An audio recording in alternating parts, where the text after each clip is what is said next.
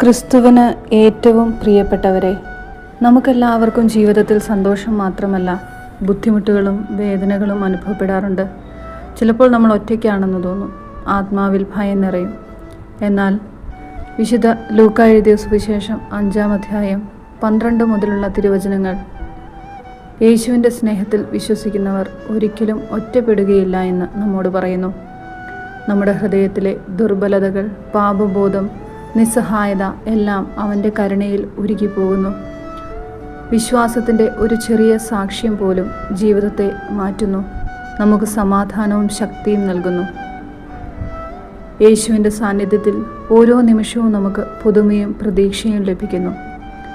നമ്മളും നമ്മുടെ പരാജയങ്ങളും ദുർബലതകളും അവൻ്റെ കൃപയിലൂടെ പ്രകാശിക്കട്ടെ. നമുക്ക് വിശ്വാസത്തോടെ മുന്നോട്ട് പോകാം. അവൻ നമ്മെ കാണുന്നു, നമ്മെ സ്നേഹിക്കുന്നു, നമ്മെ ശുദ്ധമാക്കുന്നു.